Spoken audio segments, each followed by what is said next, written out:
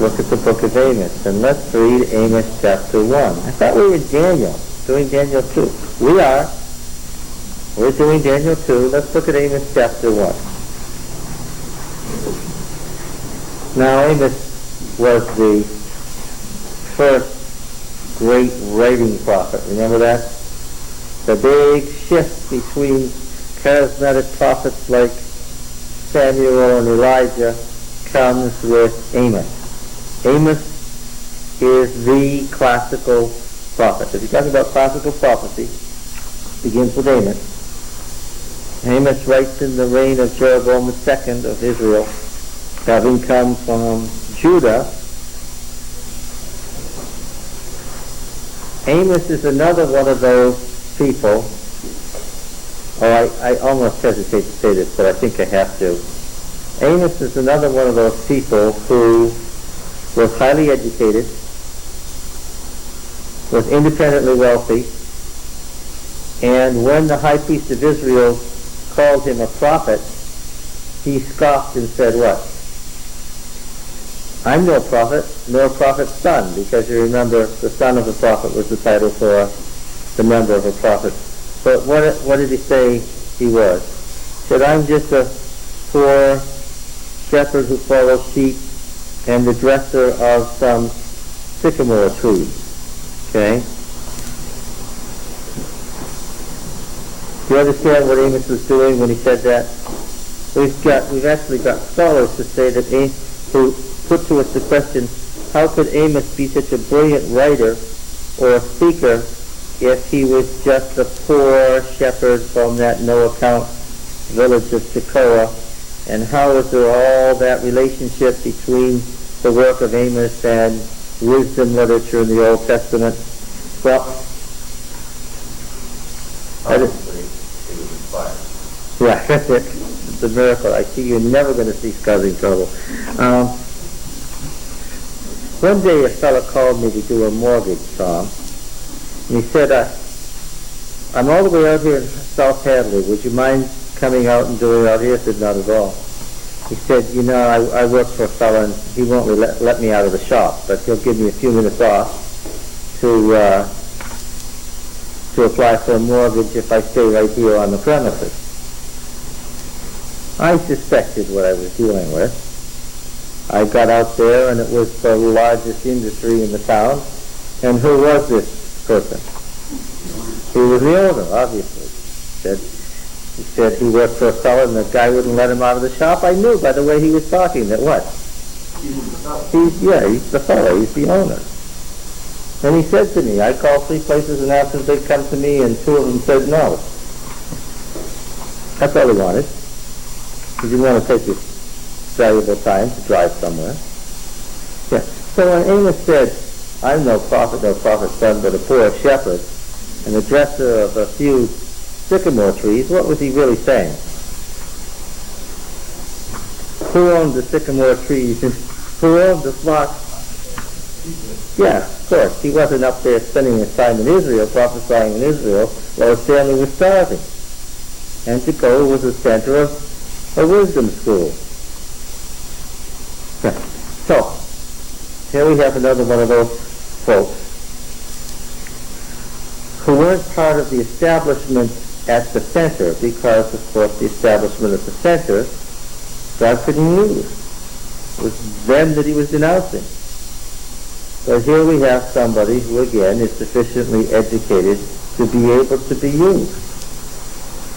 Now, in Amos chapter 1, we have one of these great sermons, one of the longest connected passages in the Old Testament. And we're going to see a process here. I want to read through the sermon and do some comments on it that are going to reflect on how we handle Daniel 2 and 7 and 11. The opening passage, the opening sentence. Now this is to Israel. He's alternating between the temples at Bethel and Samaria, so he's in Israel, the great rival of Judah. Here's the opening.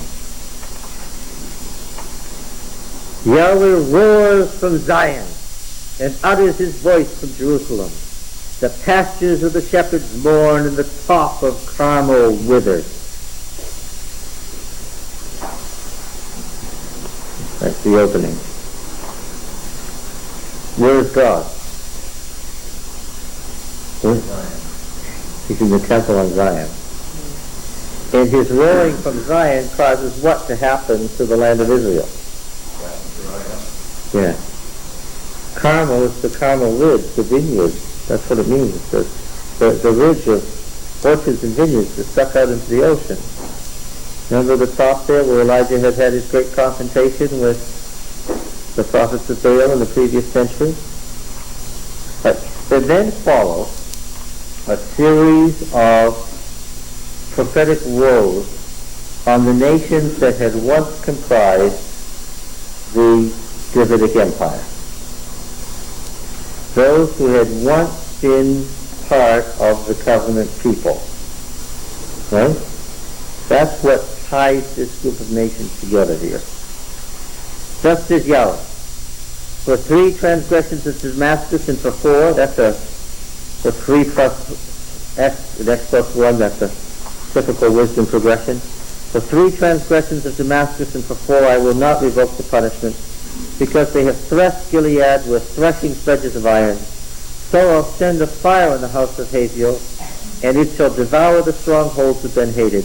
I will break the bar of Damascus and cut off the inhabitants from the valley of Avon, and him that holds the scepter from Beth-Eden, and the people of Syria shall go into exile to Kir, says Yahweh, saying of Yahweh, oracle of Yahweh.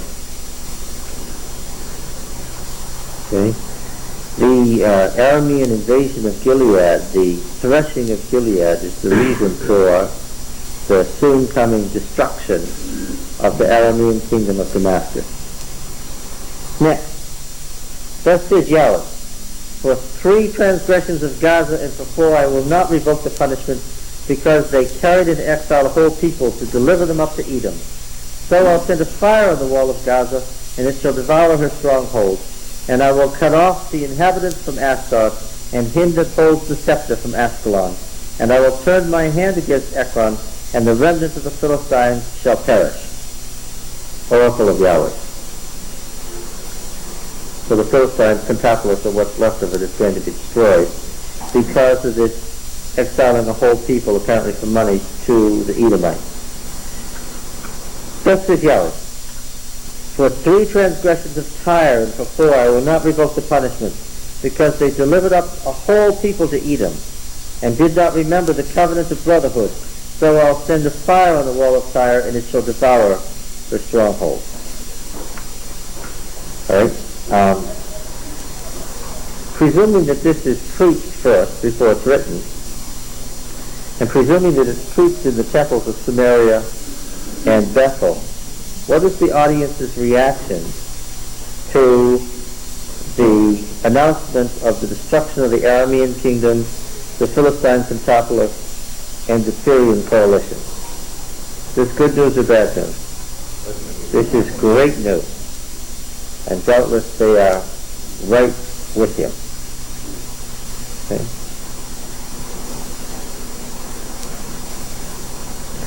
Number 4, thus says Yahweh, for 3 transgressions of Edom and for 4, I will not revoke the punishment, because he pursued his brother with the sword and cast off all pity, and his anger tore perpetually, and he kept his wrath forever. So I'll send a fire upon Teman, and it shall devour the strongholds of Bozrah. Now, of course, you know that Israel and Edom had been fighting for centuries for control of southern Transjordan. Number 5. Thus says Yahweh, for 3 transgressions of the Ammonites and for 4 I will not revoke the punishment, because they have ripped up women with child in Gilead, that they might enlarge their border. So I'll kindle a fire on the wall of Rabbah, and it shall devour her stronghold, with shouting in the day of battle, with a tempest in the day of the whirlwind, and their king shall go into exile, he and his princes together. So now we discover that the invasion of Gilead against Gilead was a cooperative endeavor between Aram and the Ammonites. the Ammonites, the middle Transjordanians, right? It's Edom on the south, and then Moab, to the northern end of the Dead Sea, then Ammon, north of them in the middle, and the Israelite territory of Gilead on the north, and north of them, Assyria, Damascus. Okay. Number 6. Thus says Yahweh, for 3 transgressions of Moab and for 4, I will not revoke the punishment, because he burned to lime the bones of the king of Edom. So I'll send a fire on Moab, and it shall devour the strongholds of Kerioth. And Moab shall die amid uproar, amid shouting and the sound of the trumpet. I will cut off the ruler from the midst, and will slay all its princes with him. Oracle of Yahweh. Okay. So far so good? Okay. And number 7 is verse 6. 2 verse 6. 2 verse 6. Now, up to this point, they've heard woes on 6 nations, and how many of them are they happy to hear? All of them. Yeah. We would expect the 7th woe from the Israelite viewpoint to be on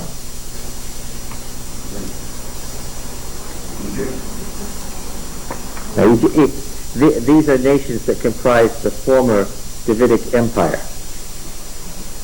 Okay. From the Israelite viewpoint, we want number 7 to be Judah. Yes, from the Israelite viewpoint, we want it to be Judah. But Amos has led his hearers into the oracular trap here. Right? If his words are true and they're happy to hear them, then number 7 is, thus says Yahweh, for 3 transgressions of Israel is for 4, I will not revoke the punishment, because they sell the righteous for silver and the needy for a pair of shoes, they that trample the head of the poor into the dust of the earth and turn aside the way of the afflicted. A man and his father go into the same maiden, so that my holy name is profaned. They lay themselves down beside every altar upon garments taken in pledge, and in the house of their God they drink the wine of those who have been fined. Yet I destroyed the Amorite before them, whose height was like the height of the cedars, and who was as strong as the oaks. I destroyed his fruit above and his roots beneath, and I brought you up out of the land of Egypt, and led you 40 years in the wilderness to possess the land of the Amorites. And I raised up some of your sons for prophets, and some of your young men for Nazarites. Is it not indeed so, O people of Israel? Oracle of Yahweh. But you made the Nazarites drink wine, and commanded the prophets, saying, you shall not prophesy. Behold, I'll press you down in your places, a cart full of sheaves presses down. Flight shall perish from the swift, and the strong shall not retain his strength, nor shall the mighty save his life.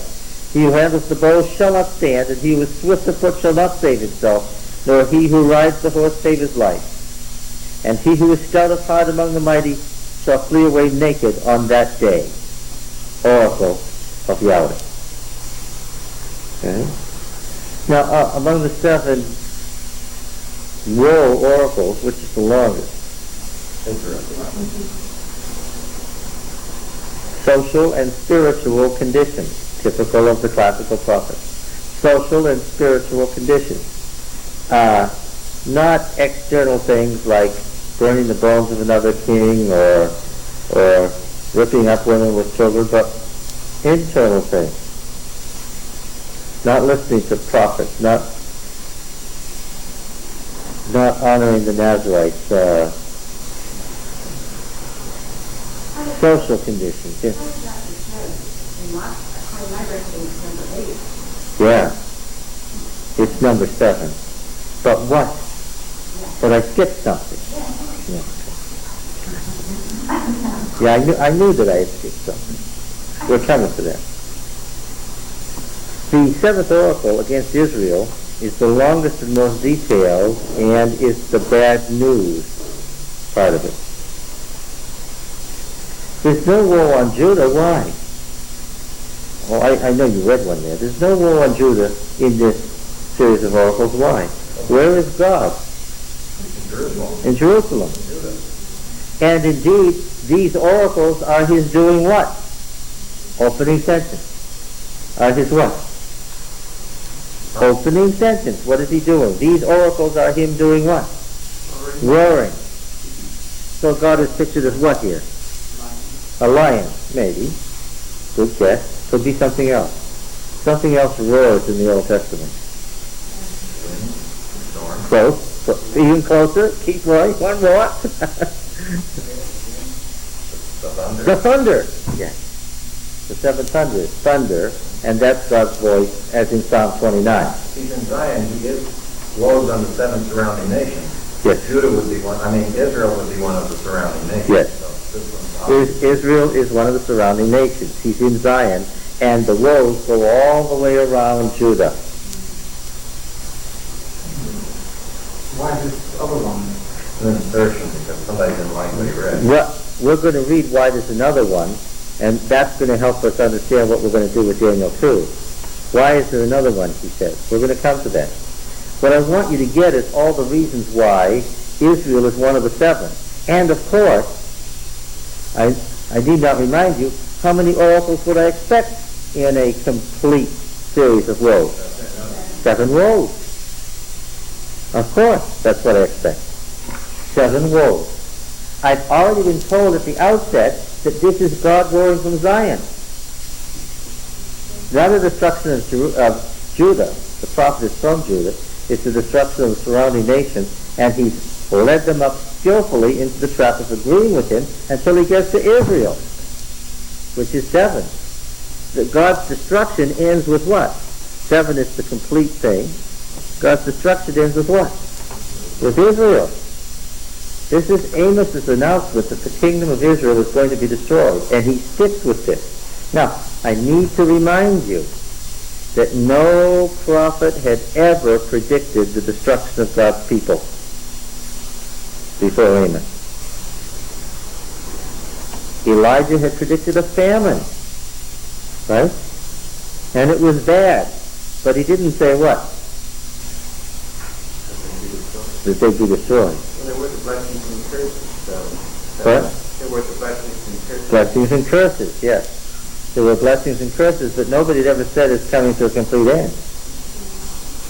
This is a departure. This is a change in prophecy to a new phase.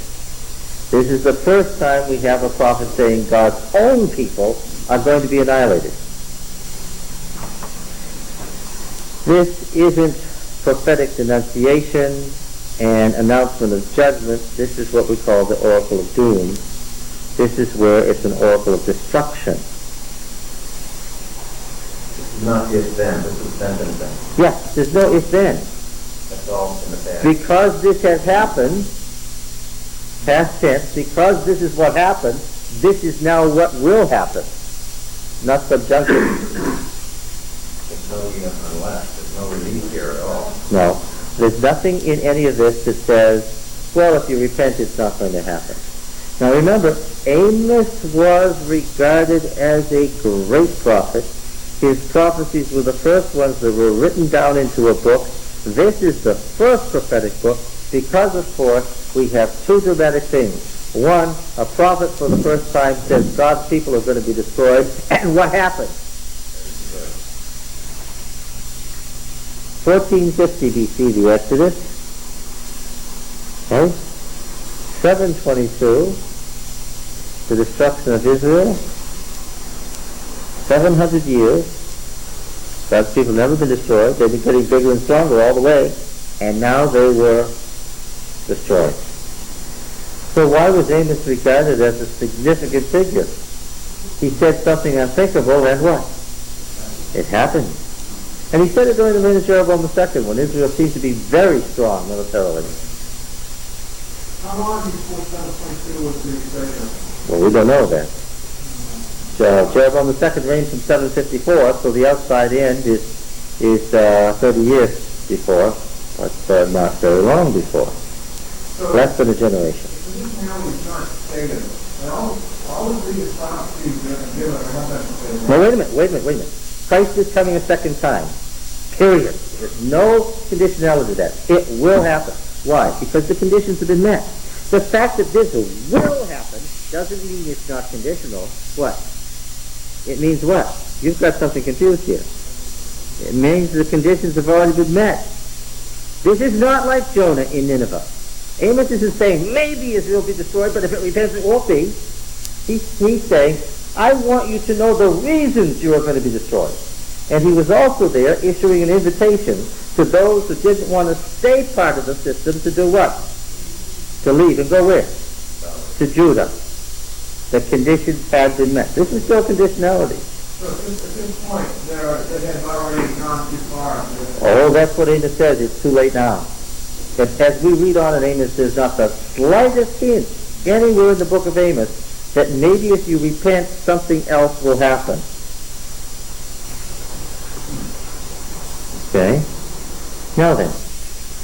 But if you get out, you can escape it. Yes, you can escape it. But the escape is in Judah, where Hezekiah is in the midst of a reform that is exemplified by peace, the Sabbath and all that. Let's look and make sure, before we ask why did we skip over Judah, we skipped over 2 verses. Before we justify why we can skip over 2 verses and ask, well, what are those 2 verses? Let's make sure that he really is talking to Israel and not Judah. How about chapter 3 and verse 1?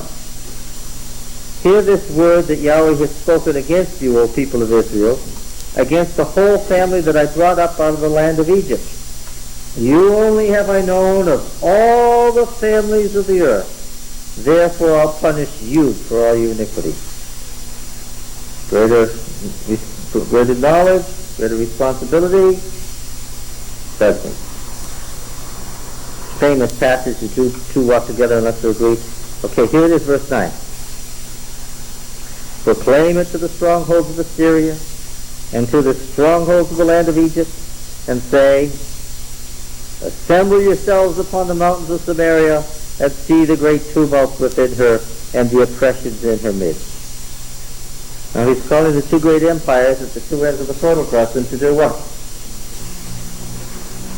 He's calling Egypt from the south, Assyria from the north, to do what? Oh, did it say Ashdod? No, it's just a textual corruption. Asher and Ashdod have gotten confused here. It's Assyria. Proclaim to the strongholds of Assyria, to the strongholds of the land of Egypt, assemble yourselves in the mountains of Samaria, and see the great tumult within her. They do not know how to do right, says Yahweh. Those who store up violence and robbers in their strongholds. Therefore, thus says the Lord God, an adversary shall surround the land and bring down your defenses from you, and your strongholds will be plundered. Now, that was about Samaria. Verse 13, skip the insertion here, written in Aramaic in obviously the margin of a scroll, and so it's referring to the text, a corruption. Verse 13, hear and testify against the house of Jacob, says the Lord God, the God of hosts, that on the day I punish Israel for his transgressions, I will punish the altars of Bethel, and the horns of the altar shall be cut off and fall to the ground. I will smite the winter house with the summer house, and the houses of ivy shall perish, and the great houses shall come to an end. Who's that again? Israel. Specifically? Yes, specifically who? Yeah, okay. First we had Samaria. Yes. First we had Samaria. Now we have Bethel. Samaria, Bethel. Now, verse 4:1. Hear this word, you cows of Bashan, who are on the mountains of Samaria. Now what do we have? We had Samaria, then we have Bethel, now we have what? Samaria again, right? And hear this word, you cows of Bashan, who are on the mountains of Samaria. We're back to the capital city. The cows of Bashan are the noble women. He called the noble ladies cows? Well, they worshiped the bull, and their noble men were called bulls, so he does a takeoff on that and calls the noble women of the capital city cows. Okay? Hear this word, you cows of Bashan who are in the mountain of Samaria, who oppress the poor, who crush the needy, who say to their husbands, bring that we may drink. The Lord God has sworn by his holiness, and behold, the days are coming upon you, when they shall take you away with hooks, even the last of you with fish hooks, and you shall go out through the breaches, in the walls, of course, everyone straight before her, so all the walls are broken down on every side, and you shall be cast forth into Harmon. Okay, now we had Samaria, then we had Bethel, then we went back to Samaria in 4:1. What do we expect now in 4:4? Bethel. Come to Bethel and transgress, to Gilgal and multiply transgression. Bring your sacrifices every morning, your tithes every 3 days. Offer a sacrifice of thanksgiving of that which is leavened. Proclaim freewill offerings and publish them, for so you love to do, O people of Israel. So the ritual of the temple will not save them. All right? Question. Yes. Is bringing the tithe every 3 days or 3 years? What is your... Mine is 3 years. Yes. 3 years of days in the margin. The Hebrew says days. The translators have assumed he must mean years. Because in the law we read, in Numbers, I'm sure you didn't forget this for an instant, that there's a second tithe when? In the 3rd and 6th year, every 3 years of the 7-year thing. Although it has generally not been recognized in Evidence Circle, this is a proof text. I'm so glad you brought this up. This is a proof text for what? The year-day principle. Because when he says every 3 days, he's punning on what? You bring your second tithe when? Every 3 years. But he says, since you love ritual and think it will save you, bring your tithe every 3 days. Paralleling days to years. Another one of those day-year texts in the Bible where Dr. Ford couldn't find any. All right, let's keep on going. Stop beating on Dr. Ford here. Get back to the text. Yes. Then some of the things now, we're going to have examples here. We're going to have 7 examples of what God has done to try to bring them to their senses. These are examples of how God brings judgment on people to cause them to repent. I gave you cleanness of teeth in all your cities and lack of bread in all your places, yet you did not return to me. Famine. I withheld the rain from you, and when there were yet 3 months of the harvest, I would send rain on one city and no rain on another, capricious weather. One field will be rained on, and on the field which it did not rain with it. So 2 or 3 cities wandered to one city to drink water and were not satisfied, yet you did not return to me. I smote you with blight and mildew. I laid waste your gardens and your vineyards, your fig trees and your olive trees, the locusts devoured, yet you did not return to me. I sent among you a pestilence after the manner of Egypt, the Egyptian plague. I slew your young men with the sword. I carried away your horses. I made the stench of your military camp go up into your nostrils, yet you did not return to me. I overthrew some of you as when God overthrew Sodom and Gomorrah. This would be like a natural disaster. Okay? And you were as a brand plucked out of the burning, yet you did not return to me. Therefore, thus I will do to you, O Israel, because I'll do this to you. Prepare to meet your God, O Israel. For lo, he who forms the mountains and creates the wind and declares to man what is his thought, who makes the morning darkness and treads on the heights of the earth, Yahweh, the God of hosts, is his name. All right, the next chapter, here this word which I take up over you in lamentation is a lament in the Pina, in the lament thing. O house of Israel, fallen no more to rise is the virgin Israel forsaken on her land and so forth. Are we still talking about Israel? Yes, we're still talking about Israel. All right, and what do we have here in the next verses 4 and 5? It says, house of Israel, seek me and live. What did the priest order? Do not seek Bethel, do not enter Gilgal or cross over to Beersheba, for Gilgal shall surely go into exile and Bethel shall come to naught. Still talking about Bethel and Gilgal. Seek the Lord and live, lest he break out like fire in the house of Joseph and devour with none to quench it for Bethel. Yeah. Down further, he talks about the remnant of Joseph in verse 15. The remnant of Joseph. Joseph is Ephraim and Manasseh. Joseph is Ephraim and Manasseh. What kingdom are we talking about? Yeah, we're talking about the northern kingdom. All right. Woe to you who desire the day of the Lord. Why would you have the day of the Lord? Remember this verse 18? It's darkness and not light, as if a man fled from a lion and a bear met him, and went into a house and leaned with his hand against the wall in relief, of course, and the serpent bit him. Is not the day of the Lord darkness and not light and gloom, with no brightness in it?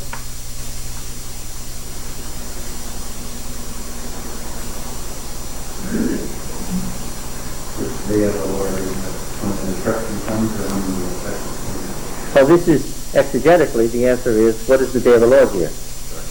The moment of the destruction of Israel. Yes. Would you like to make an analogy to the day of the Lord at the end of the world? That would be appropriate, wouldn't it, by analogy? Right? But then we'd have to be taking these predictions of the destruction of Israel and applying them what? To our day.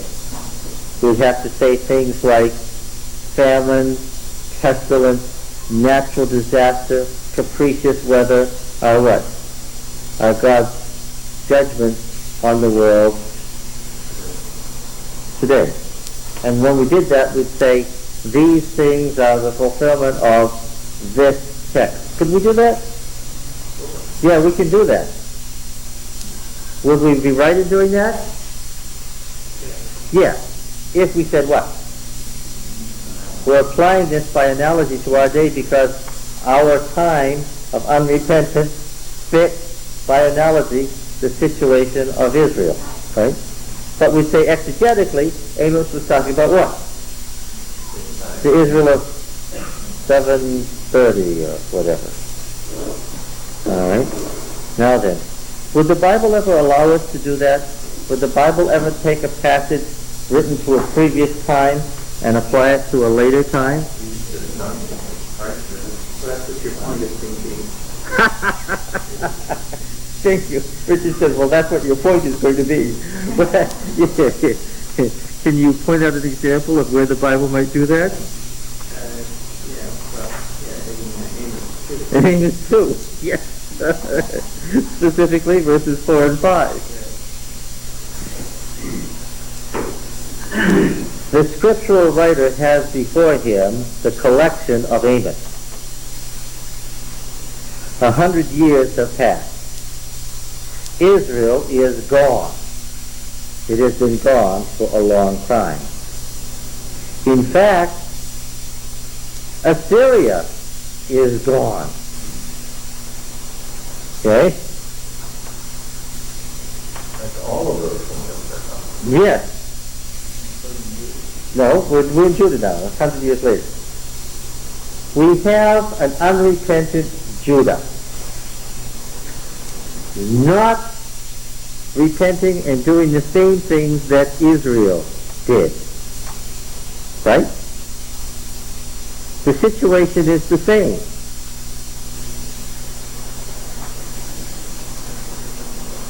The creator of the book as it now stands does what?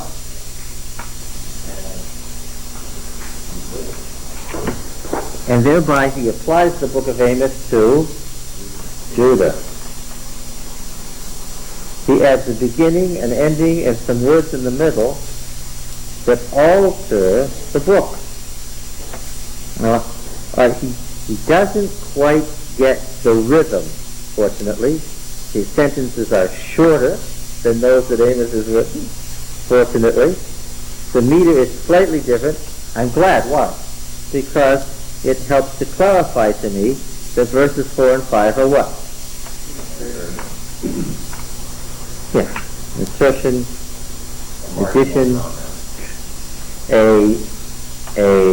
reapplication to a later historical event. Now when I put this in here, the book is not directed against Israel now. It's what? And especially when I read the ending, it's now directed against Judah. And I go out with the book to my countrymen and I say what? Read what the prophet Amos has said about not them, about us. Read what Amos has said God does to his people when they don't repent.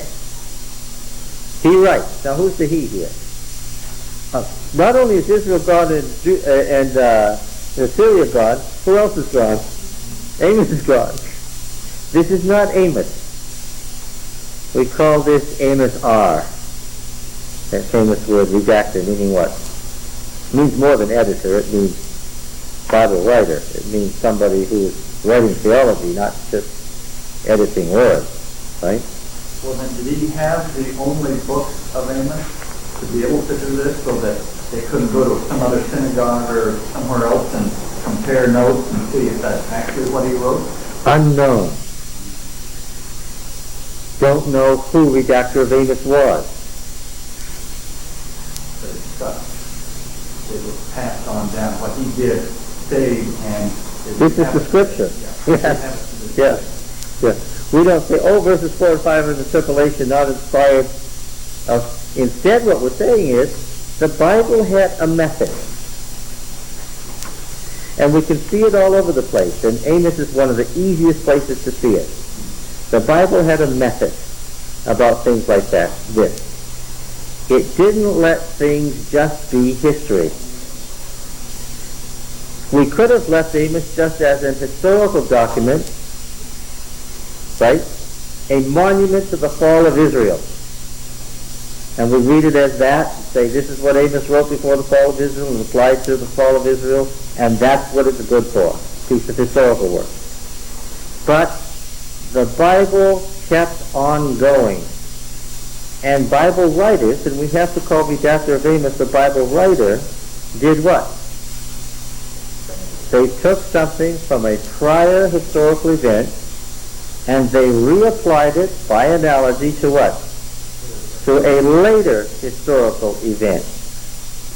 And we call this subset of analogy, the principle of analogy. One is exegesis, two is analogy, right? The subset of analogy that is the kind of analogy where you take a passage of the Bible that was directed to one historical event and you spread it out to a later historical event, we call that what? Historicism. Okay? I've been telling you now for months that Adventists are historicists, not dispensationalists. That our method of interpreting the Bible is historicism when it comes to these predictive prophecies. But the question I said was, why historicism? Why not dispensationalism? Why? Just because Joachim of Fleur in 1250 A.D. decided that historicism was a good way to describe the prophecies of Daniel, and so some medieval theologian said it, therefore we're still stuck by it? When even the Catholic Church left it? Are we just out-traditionalizing them? No, there's a reason for sticking by historicism. It's the method of the Bible. All right, what does it say here? Verse 4. For thus says Yahweh, for 3 transgressions of Judah and for 4, I will not revoke the punishment, because they have rejected the law of Yahweh. So this is quite different from the kinds of things. What was it in Israel? Man and his father going into the same maid, oppressing, murdering the poor for a pair of shoes.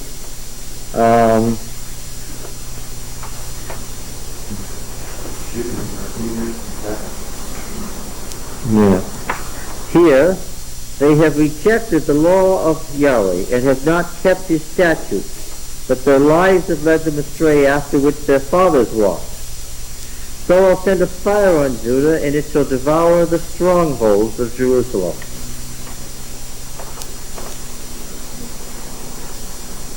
Well, when would we talk about the destruction of Judah?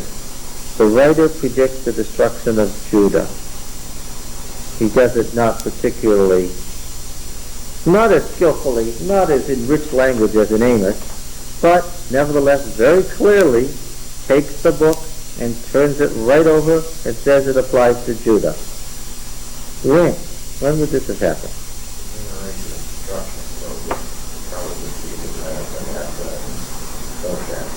Between Manasseh and then Zedekiah. Yeah, the time of Daniel, Jeremiah, Ezekiel. Yeah. Let's, yes.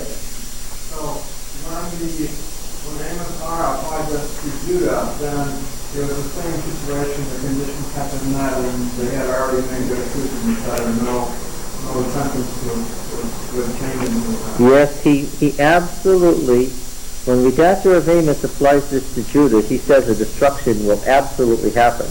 However, in line with a good Judahite theology, the destruction precedes what? Restoration. Amos 9, after chapter of unremitting doom, because Amos in his prophecies against Israel, never once in any of the prophecies against Israel is there the slightest hint of restoration. Never does Amos imply that Israel will be rejuvenated as a nation. Never.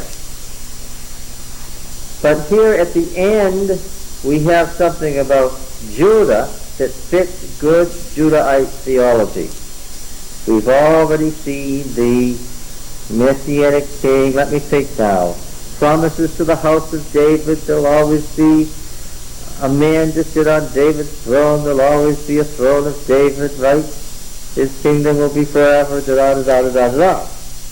Okay, here at the end, we have this, verse 9.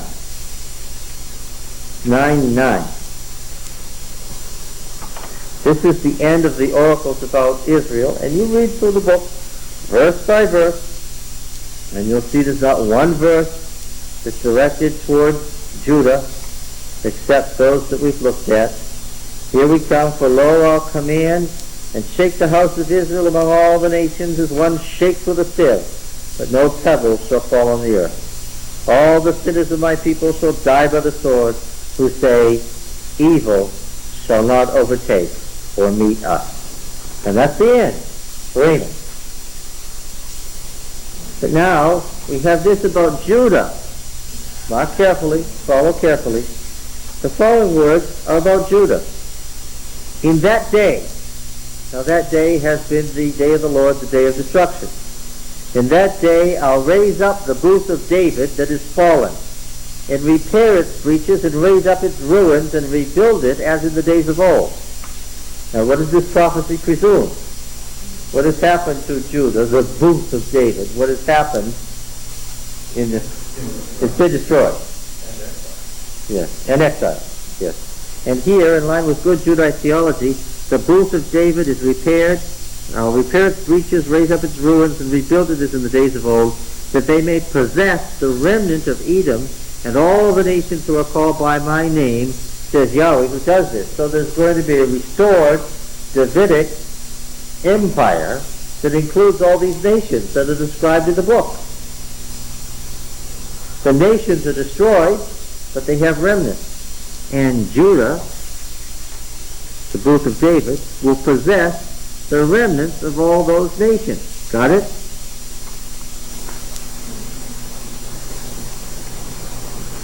Behold, the days are coming, says Yahweh, when the plowman shall overtake the reaper. They're still reaping the old harvest when they're putting in the new. And the treader of grapes, him who sows the seed. The mountains shall drip sweet wine, and all the hills shall flow with it. I will restore the fortunes of my people Israel, and they shall rebuild the ruined cities and inhabit them. They shall plant vineyards and drink their wine, and they shall make gardens and eat their fruit. I will plant them on their land, and they shall never again be plucked up out of the land which I have given them, says Yahweh your God. So the new Israel is the Davidic empire restored. Okay?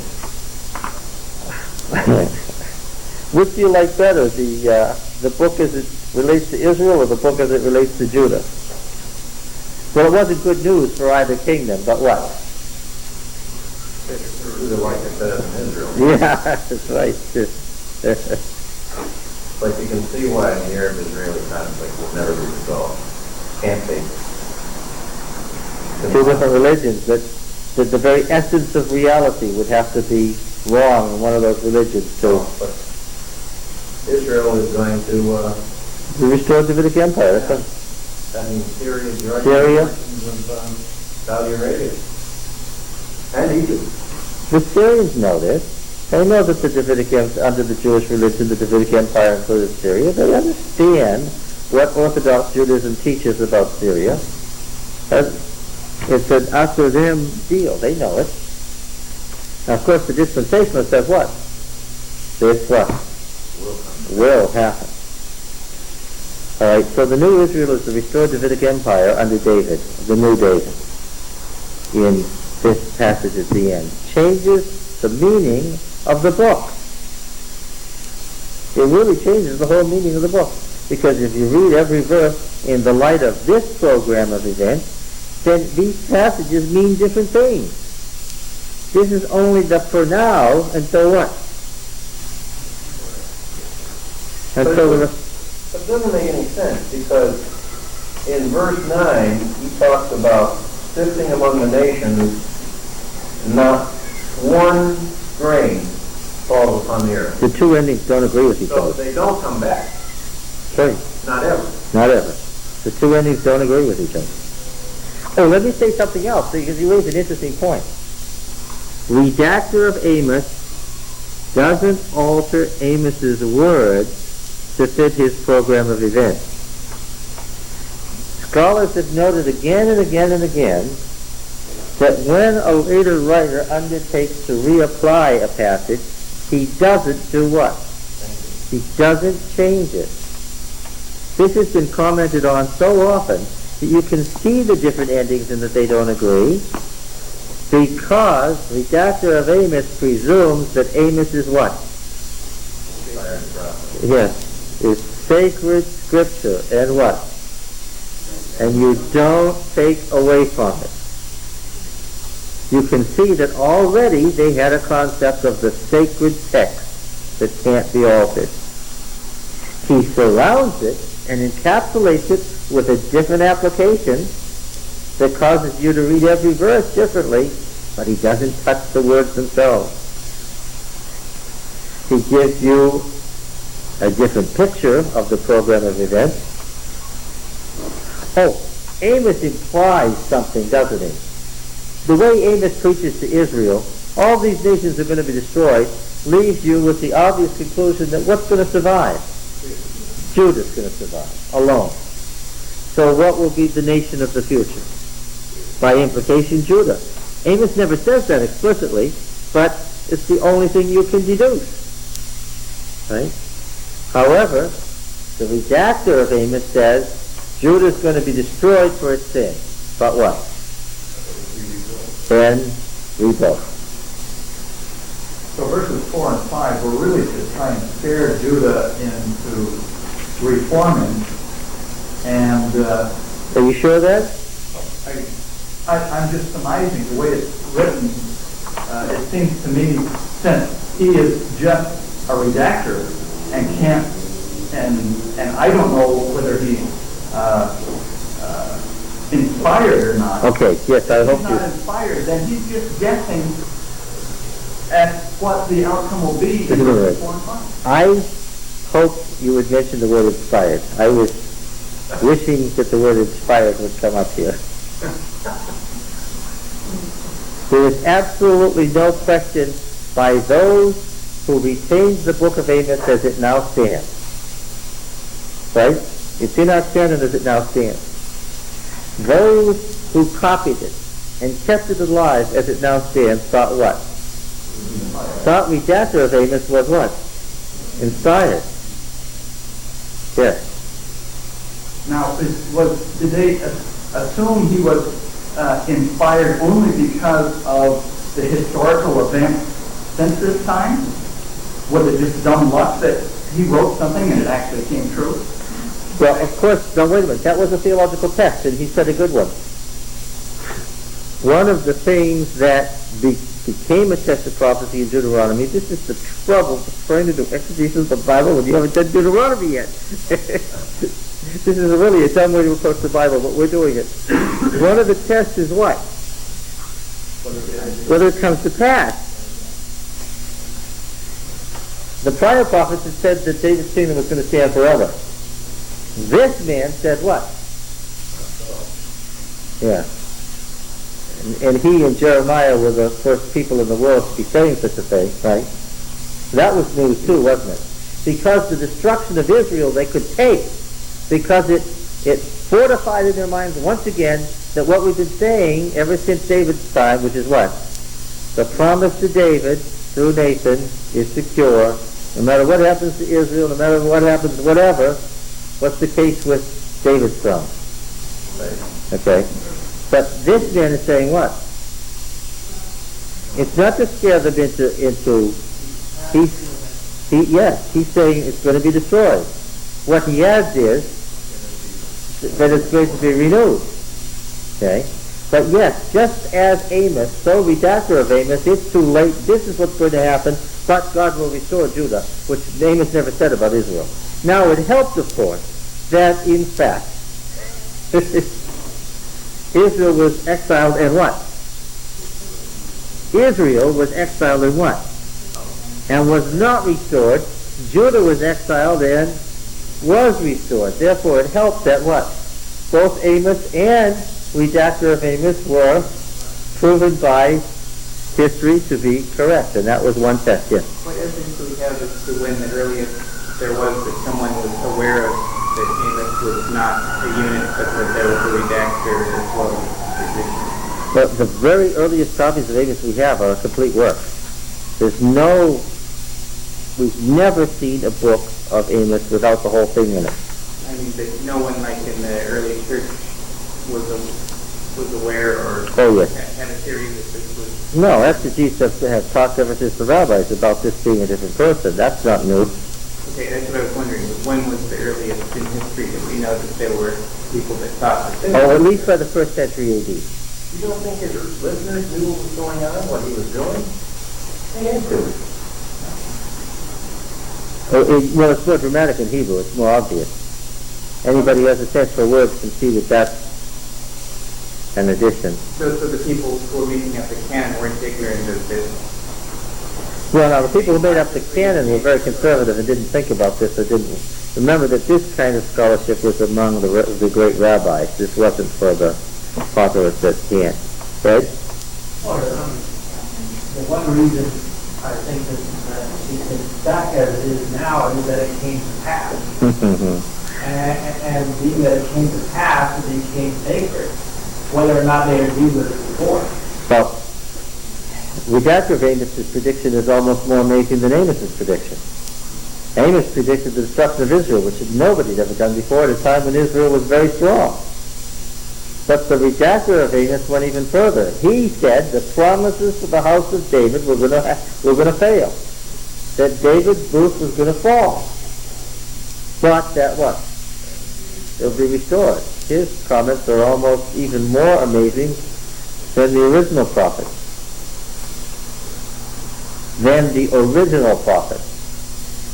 He's prophesying and making dramatic prophecies, and they came true. What am I telling you? The person who did this was what? Was a prophet. Yeah. You have dates to put with The additions have to occur when? after the last war. Yeah, the last moments of Judah, when its doom was fated. After the death of Josiah. Before the death of Josiah, the Deuteronomic program of reform assumed the Davidic Empire was already reestablished and that Josiah was the new David and that the Messianic age was about to begin. And many people thought that Josiah was the Messiah, the promised Messiah. So it wasn't in Josiah's time. It wasn't until after the death of Josiah. When did Josiah die? Battle of Carchemish, 609. I know that you knew that. You just... You're all being too humble to say it. Yes, and when was Judah destroyed then? 586 was his final destruction, so 14:9, 23 years in between there. That's the time of Jeremiah. That's also the time that Amos was revamped to read as it now reads. And that's the time when Amos would have been read as it now reads. And of course during the exile they would have read it, looking for the time of this reestablishment. Does that have anything to do with Daniel? Daniel was reading a prophet that said what? The Davidic Empire was destroyed, but what? It was going to be rebuilt. Yeah. Is there any way you could say whether or not it could possibly have been Jeremiah that added on to it? Yes, or one of Jeremiah's circle.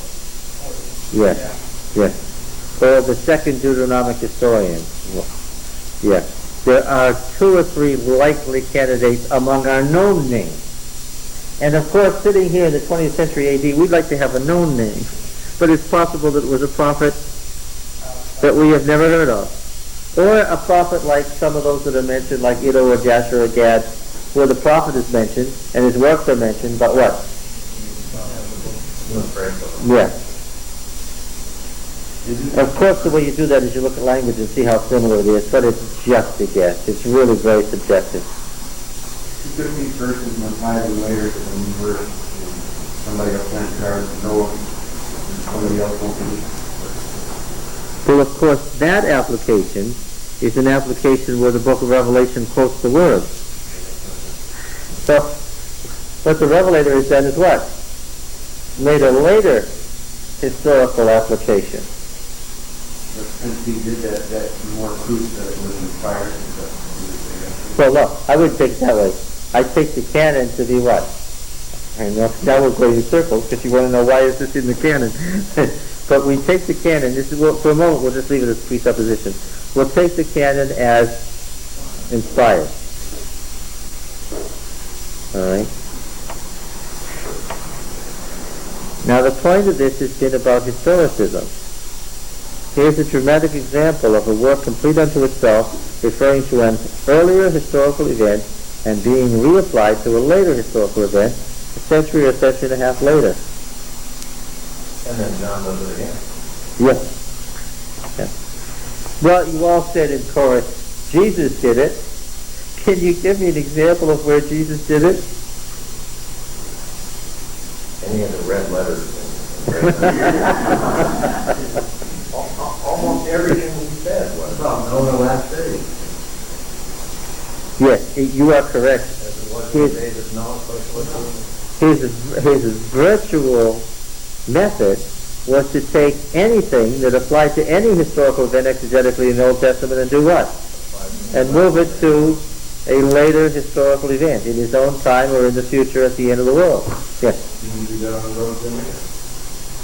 Yeah, well, yes, of course, that's what he did. Christianity was an analogical reinterpretation of the original meaning of the Old Testament. Okay.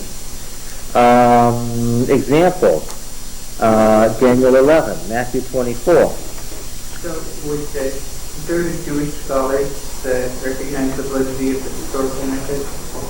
Yes. Yes, because, well, I don't know if they think it's valid, but they certainly would agree that the analogical method of reapplication was the method of the rabbis. So to try to support the fact that Jesus was the Messiah, you wouldn't have to try to argue that he was the exegetical meaning of the Old Testament. No, because he couldn't be. There are too many details that don't fit Jesus. That's why I stopped you this morning. Exegetically, there are too many places where the picture of the Messiah doesn't fit precisely the picture of Jesus. An analogy is what? An identity or a similarity? A similarity. The exact same sins weren't prevalent in Judah as were in Israel. Jesus was talking about the destruction of Jerusalem, right? And of course, we already talked about this. And when we look at Mark 13 and Luke 16 and Matthew 24, How well did I do? Luke, pretty good. Mark 13, Luke 21, and Matthew 24. Well, I could have found it in two of them. What do? We know he's talking about the destruction of Jerusalem. What do? Prior to the end of the world. Right? There's a good example of historicism. Now,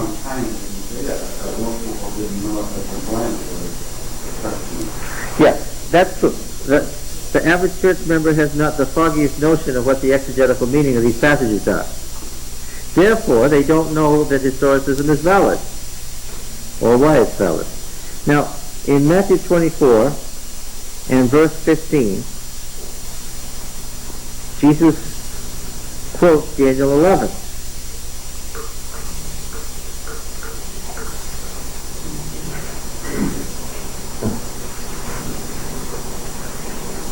So when you see the desolating sacrilege spoken of by the prophet Daniel standing in the holy place,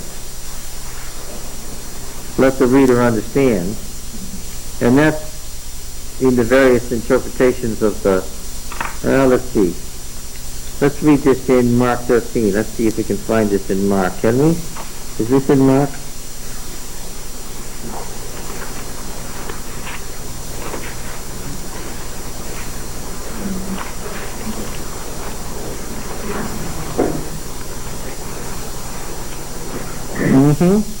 Verse 14.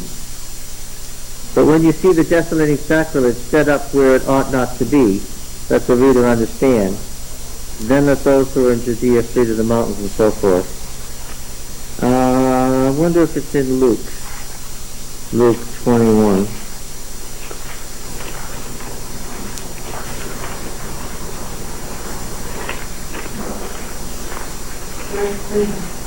What is it?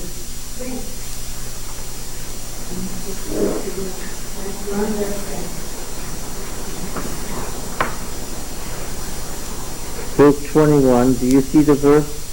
I don't. 20. Yes. When you see Jerusalem surrounded by armies, then know that its desolation comes near. No, he doesn't say let the reader understand. It's Mark and Matthew that do. I presume that the words let the reader understand that occur in both Matthew and Mark aren't editor's comments by the gospel writer, but are Jesus' comment aside in his sermon. Okay. Let the reader understand. Then those for Judea flee to the mountains. The desolating sacrilege in Daniel 11, the abomination of desolation, is wrought by the little horn. Now we've got to do a series of things exegetically so we know who the little horn is. Let's go to Daniel, and I'll show you that Jesus is doing an analogical reapplication. Who are the four kings in Daniel 2? Well, we know from Daniel 1 who the first and last are. Who are they? First one is Nebuchadnezzar, and the last one is Cyrus, and so we're looking for two kings in between. Let's just now presume that we read Daniel 3, 4, 5, 6, and 7. We find the two middle kings. Who are they? Belshazzar and Darius the Mede. Okay. Now let's go to Daniel 7, the parallel to Daniel 2. When I say the parallel, remember I told you that Daniel 2 to 7 is a chiasm. All right? Why are you looking like that? Who's the fourth beast exegetically in Daniel 7? This is a tough question. Let's see if you can get it right.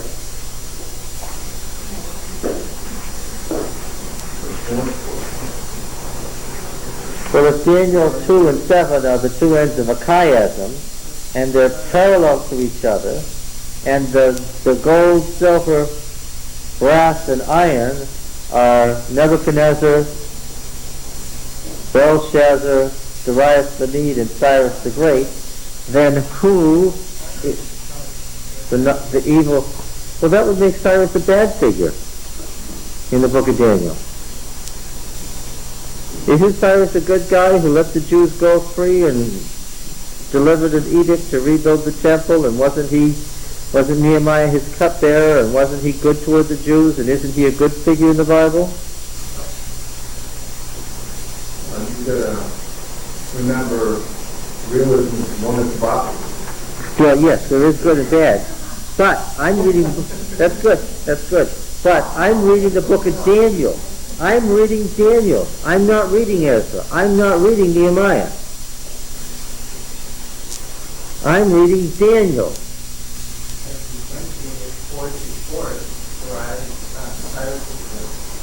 Is the fourth one, and they've been evil emperors who've been against God's people.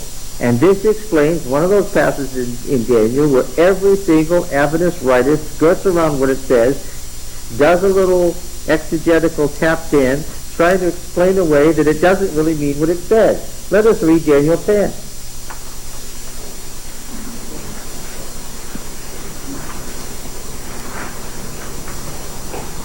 In the third year of Cyrus, king of Persia, a word was revealed to Daniel, who was named Belteshazzar, and the word was true, and it was a great conflict. There was a war going on here. And he understood the word, and he had understanding of the vision.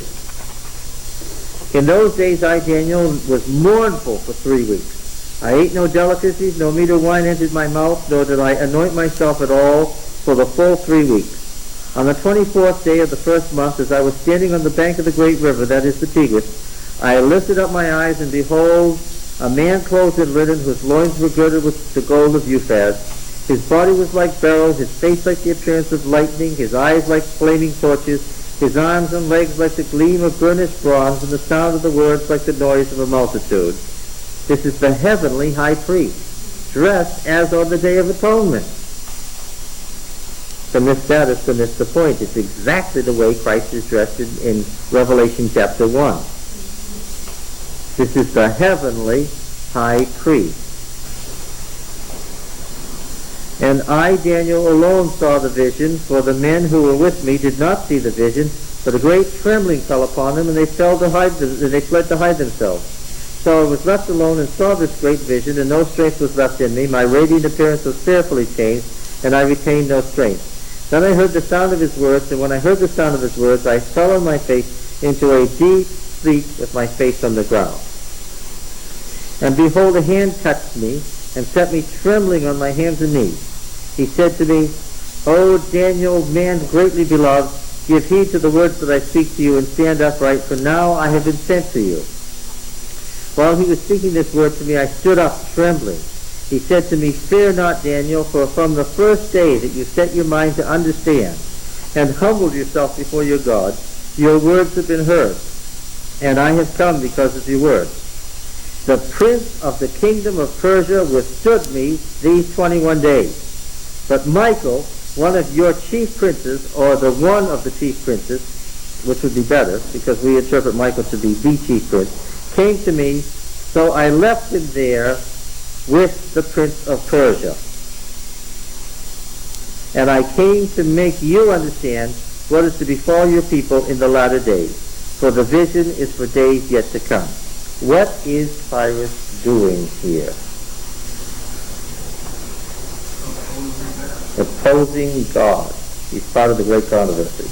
He is fighting against God. And Michael has made war on him because he is opposing God. In the sequence in Daniel, Cyrus is not a good guy. He's a bad guy who is fighting against God. There's no such evidence in the book of Daniel. You don't read backwards now. Ezra is when? Before or after Daniel? Therefore what? We're doing an exegesis what? We've never heard of that stuff. Okay.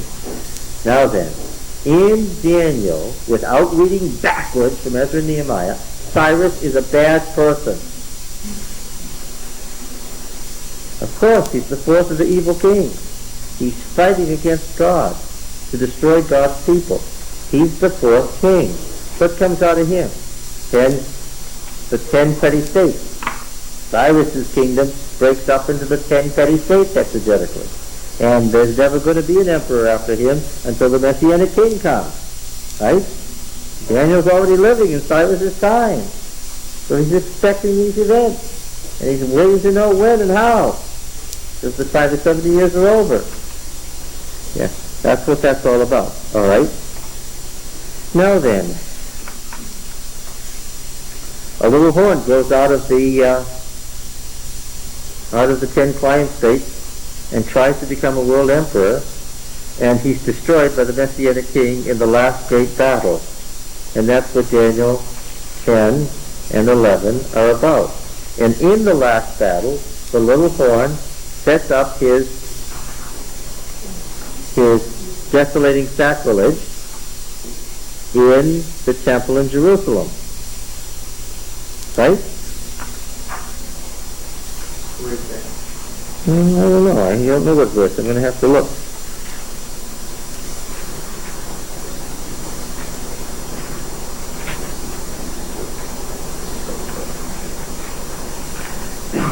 Does anybody know what verse?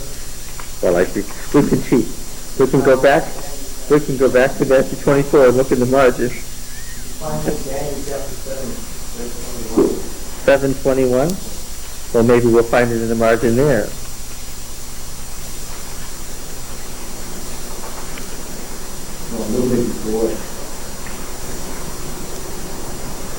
Well, I'm looking for what Jesus is quoting. The abomination of desolation. And it looks like Daniel 11:31.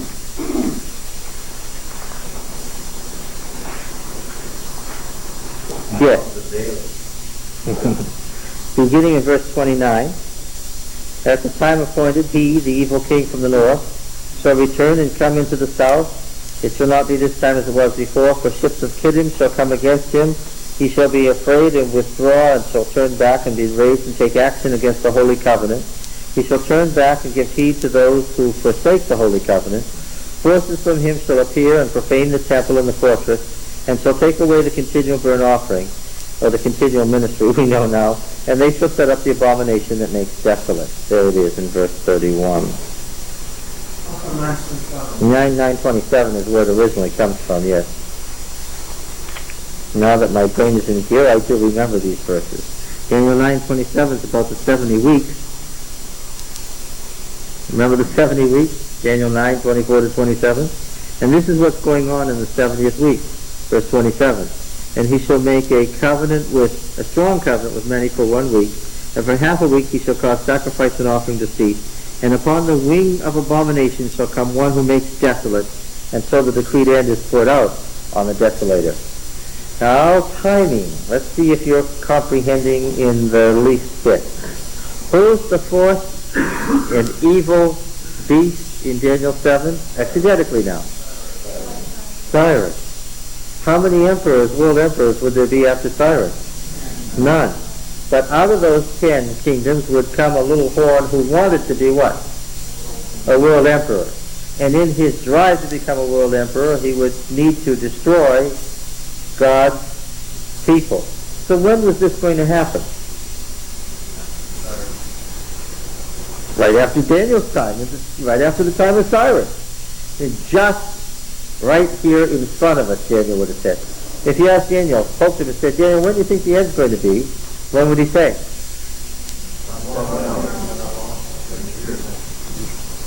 Yeah, right away. But then he had this problem of the 70 weeks of years. Well, this said 70 weeks. Right? The 70 weeks might be what? 490 days or... Well, time cycles are all parallel, so let's not jump to years. Days, 490 weeks, 490 months, 490 years, or 490 weeks of years. All right? Daniel's very worried about time in Daniel 9, 10, 11, and 12. He's very worried about time. He asks about timing in every chapter. So if you said to him, Daniel, when is this going to happen? He would say, well, I thought it was going to happen right away. But, yeah. But what would he have to say? I'm not, yeah. Okay, now, one thing we can tell you exegetically for sure The abominating desolator in Daniel 9, 10, 11, 12, exegetically, is not what? Not the Roman Empire. Yes. However, in Jesus' sermon about the destruction of Jerusalem, the abominating desolator is what? It's the Roman Empire. Jesus has reapplied the prophecy to his own day. Now, Adventists sort of tacitly reapply the prophecy again. See? Jesus meant the Roman Empire by the abominating desolator. But we quietly and without dwelling on it much, we don't say that's what it means. We say what? The abominating desolator is the papacy. Now, did the papacy destroy Jerusalem in AD 70? No. Therefore, when we go with this, the evil little horn is the papacy, what are we doing? We've gone beyond Jesus' interpretation, what? We've moved from the Roman Empire to what? Onto the papacy.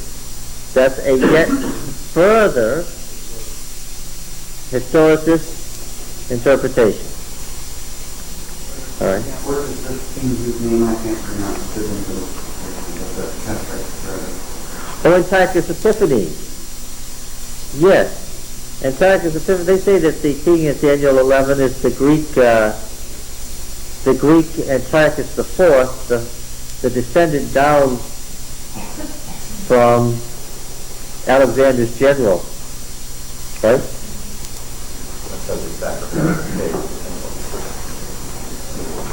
Yeah, and they fought the Maccabean Wars, and a Jewish state came out of it with a Jewish king. And so Daniel is just really a pseudonymous writer, writing under the name Daniel, making up stories to encourage the Jews in their fight with Antiochus to win, because God was going to help them set up a kingdom, and that's what this is all about. Exegetically, of course, it wasn't about that at all. But Daniel has some other problems in it, too. Look at Daniel 8.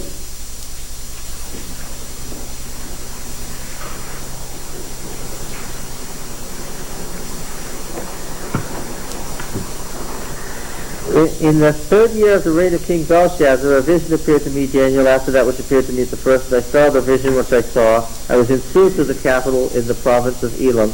Now it's the third year of Belshazzar, and he's already in a Persian sub-capital. What's he doing there? He works for Belshazzar. What is a member of the Babylonian government who works for the Belshazzar, the Babylonian king, doing in a Persian capital, sub-capital, halfway between the capital of Persia and the capital of Neo-Babylonian? Diplomatic nation? Yes, to do what? To bring out about, obviously, what? A peace between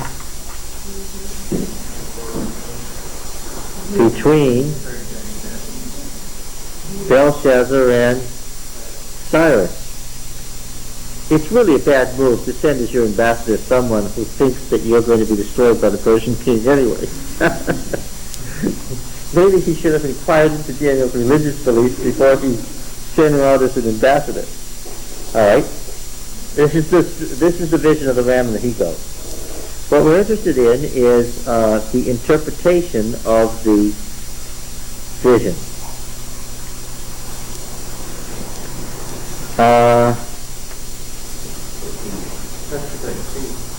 Yeah. Verse 18, as he was speaking to me, I fell into a deep sleep with my face to the ground, but he touched me and set me on my feet. He said, behold, I'll make known to you what shall be at the latter end of the indignation, for it pertains to the appointed time of the end. This phrase is used all the way through Daniel 11. As for the ram which you saw with two horns, those are the kings of Media and Persia. Okay, number one was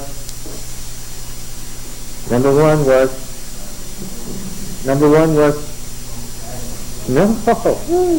Number one was Nebuchadnezzar. Number two was Belshazzar. The ram is the kings of Media and Persia, 3 and 4. And the he-goat is the king of Greece. And the great horn between his eyes is his first king. No wonder Daniel was getting an ulcer and worrying about time. Because ever since Daniel 2, at the beginning of the 7 years, he had this 4-king sequence, right? And then no king, and then the Messianic king. And now what's happening here? There's another king in here.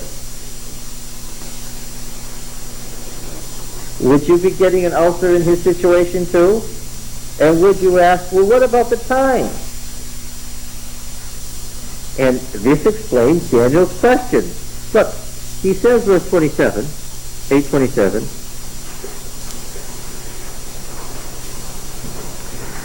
and I, Daniel, was overcome and lay sick for some days. Then I arose and went about the king's business, but I was appalled by the vision and did not understand it.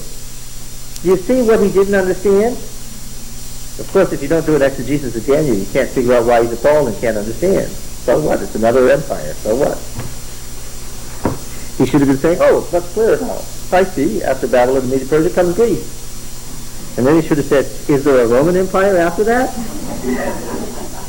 This is a new vision to him, and he's in this position with the angel, and he's getting a reinterpretation, he's getting a new interpretation from it. There's something here that's not very good. And what is that? We had a run of 4 emperors. We had Nebuchadnezzar, Belshazzar, Darius the Mede, and Cyrus the Persian. And all 4 kings are mentioned here. He's already in Belshazzar's time, and the other 2 kings are the kings of Media and Persia. That's the ram. And now what? Now we've got the he-goat is Greece, and the big horn is its first king. That adds another whole king and another whole power to the scheme of things. Then the horn is broken, then 4 horns come up. We didn't hear about any 4 horns. And then the little horn comes out of one of them. And what's happening? Yeah. Is the angel using a historical application? Well, look. Is he original? Well, that's the point. Daniel's prophecies, what are happening to Daniel's prophecies? They're changing and they're getting longer. That was, look, he didn't like it when the little horn persecuted the saints and overcame them in Daniel 7, but there wasn't anything really that was that different than what he had heard before in Daniel 7. Was Daniel hoping to be alive when the Messiah came? I think so. And that's why he was so upset that he's finally figuring out that maybe he won't be around? Well, he doesn't know that for sure until Daniel 12. Because in Daniel 12, he's told what? Not to hope that, why? He's told he's going to die. But it's worse than just his personal concerns here. The whole time thing is getting... Yeah. And then, well, you see, then he has this... Well, Daniel 9 will help us to illustrate exactly the problem. Daniel 9. In the first year of Darius, you'll notice that Daniel 8 is in Belshazzar's time, and Daniel 9 is in Darius' time. What you may not know is that there's 10 years between Daniel 8 and 9. What is Daniel doing during those 10 years? He's wondering. Has he given any further information? No. Okay. Now, when we come to the first year of Darius, what year is this? Babylon, Neo-Babylonia has fallen? 539-38, our time, BC. Now, if the 70 years stretch from 605 to 535, when you come down to 539-38, you finally come to the third of the 4 kings. He is in league with Cyrus, who's the 4th king. It should be nearly over. But Daniel has had this vision in Daniel 8, right? Which means you got to get through Cyrus the Persian and what else? Then you got to get through the Greeks and their king and 4 kings, and then the little horn who persecutes the saints. So, The first year Darius the son of Ahasuerus by birth a Mede, who became king over the realm of the Chaldeans, in the first year of his reign, I, Daniel, perceived in the scroll, the number of years which, according to the word of Yahweh to Jeremiah the prophet, must pass before the end of the desolations, the abomination of desolation, of Jerusalem, namely 70 years. He clearly is looking at the Jeremiah 25 and 29 in the 70 years and saying to himself what? It's supposed to be nearly over. It's 539:38. How much time does he have left? 4 or 5 years. He's got about 4 years left. And what is he saying to himself? You promised. He said right here in Jeremiah. Yeah, but what is he saying to himself first? Word that it's being extended. You're only in the third king. Then I turned my face to the Lord God, seeking him by prayer and supplication, with fasting and sackcloth and ashes. I prayed to Yahweh my God and made confession, saying, O Lord, the great and terrible God, who keepeth covenant and steadfast love with those who love him and keep his commandments. This is Deuteronomic talk. Again, we're trying to, we don't have any Deuteronomic reform to understand this on, but we'll plunge in. We have sinned and done wrong and act wickedly and rebelled, turning aside from thy commandments and ordinances. We have not listened to thy servants, the prophets, who spoke in thy name to our kings, our princes, and our fathers, and to all the people of the land. To thee, O Lord, belong righteousness, but to us confusion of face as at this day, to the men of Judah and the inhabitants of Jerusalem, and to all Israel, those that are near and those that are far away, and all the lands which thou hast driven them, because of the treachery which they have committed against thee. To us, O Lord, belongs confusion of face, to our kings, to our princes, and to our fathers, because we have sinned against thee. To the Lord our God belong mercy and forgiveness, because we have rebelled against him, and have not obeyed the voice of Yahweh our God by following his laws, which he set before us by his servants the prophets. All Israel has transgressed thy law and turned aside, refusing to obey thy voice. And the curse and oath which are written in the law of Moses the servant of God have been poured out on us, because we have sinned against him. He has confirmed his words which he spoke against us, and against our rulers who ruled us, by bringing upon us a great calamity. For under the whole heaven there has not been done the like of what has been done against Jerusalem. As is written in the law of Moses, all this calamity has come upon us, yet we have not entreated the favor of Yahweh our God, turning from our iniquities and giving heed to thy truth. Therefore Yahweh has kept ready the calamity, catch that. He's kept it ready, and brought it upon us. For Yahweh our God is righteous in all the works which he has done, and we have not obeyed his voice. And now, O Lord our God, who didst bring thy people out of the land of Egypt with a mighty hand, and hast made thee a name as at this day, we have sinned, we have done wickedly. O Lord, according to all thy righteous acts, let thy anger and thy wrath turn away from thy city Jerusalem and thy holy hill, because for our sins and for the iniquities of our fathers, Jerusalem and thy people have become a byword among all who are round about us.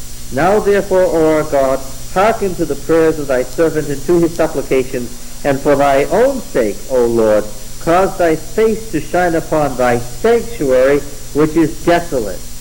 O my God, incline thy ear and hear, open thy eyes and behold our desolation, and the city which is called by thy name. For we do not present our supplications before thee on the ground of our righteousness, but on the ground of thy great mercy. O Yahweh, hear. O Yahweh, forgive. O Yahweh, give heed and act. Delay not, for thy own sake, O my God, because thy city and thy people are called by thy name. What's the prayer about? Don't what? Don't delay. He reads the vision of Daniel 8 as what? There's a delay. What's his problem? His problem is that the time is getting longer. Yes, because in Amos, the house of David falls, but what? It's restored. I don't get any concept of a long time. Okay? Now, then he's given the vision of the 70 years, 70 weeks a year. Does that help? Does that help? It was the time that was the issue in chapter 8. Everything else was explained. The 2,300 days was not explained. Everything else was explained. He's asking in chapter 9, don't delay. Time is his concern. Does the 70 weeks of years help? It makes it much worse. Yeah. It does help in the sense of giving more information. Well, it gives more information, but the information is not desired information. Is that correct? Yes. Let's go on to chapter 10.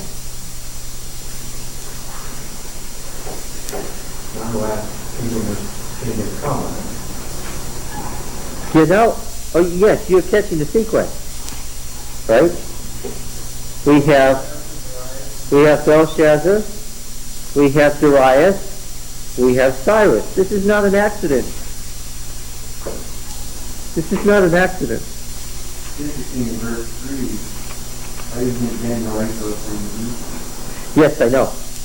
We are told that Daniel was a vegetarian all the time. That's not what this says. It says I fasted, I didn't eat any meat, therefore what? He didn't drink any wine. That's right.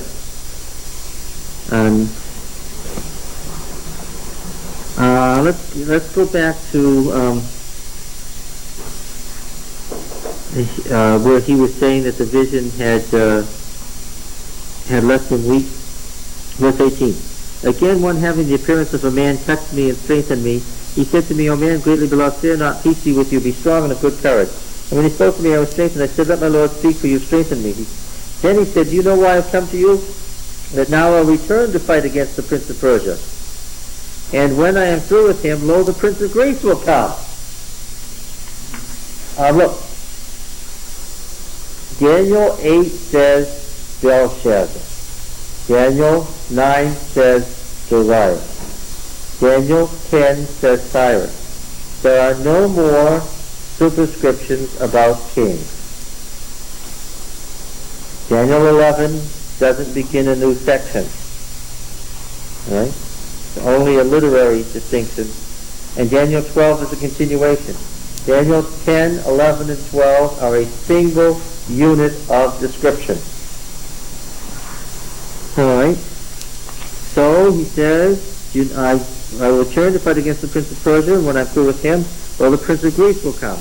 But I will tell you what is inscribed in the book of truth. There is none who contends by my side against these, except Michael, your prince. So now he's going against these means that he's going to contend against the prince of Greece too. And as for me, in the first year of Darius the Mede, I stood up to confirm and strengthen him. And I'll show you and now I'll show you the truth. And now I will show you the truth. Who's speaking in 11:2? 11:2? The angel. Yes. And now I'll show you the truth. Well, Daniel's been waiting to hear the truth, right? Behold, 3 more kings will arise in Persia. A 4th will be far richer than them all. And when he's become strong through his riches, he will stir up everyone against the kingdom of Greece. And that's what will cause the king of Greece to get into this act. And now I have a real exegetical headache. Why? More kings of Persia before we get to the king of Greece. Now what's happening? Now the 70 weeks of years is what? They're not weeks of 24-hour days now. What does Daniel have to know by this time? He doesn't know about 3 days. And then, well, of course he knew that anyway, because he's an ancient person. He knows that time sequences are parallel. That's what bothered him. About 2,300 evenings and mornings. He had that problem in Daniel 8. See, because we already knew that the evenings and mornings could be what? The evening and morning sacrifice, so it could be 2,300 days. It could be, what else? It could be the evening and morning Sabbath sacrifice, so it could be 2,300 weeks. could be it could be the annual sacrifice, it could be the lunar sacrifices for the new moon. The evening and morning sacrifice for the new moon, it could be 23 of the month. That could be the Day of Atonement in their 4 years. So he already had the possibility in his mind of a grave problem. By now, when the angel says, and now I'll tell you the truth, what is this clearly saying? Well, it isn't exactly Nebuchadnezzar, Belshazzar, Darius the Mede, Cyrus the Persian, and the Messiah. It's not exactly that. There's a little more to tell you. And then he tells us all about Daniel 11, the king of the north and the king of the south, and the long history of struggle between the two empires. Why do you suppose there's such a gradual progression in dispensing that information? This is a good question. Why do you think, she said, there was such a gradual progression in dispensing the information? Daniel had been able to handle the whole thing at once.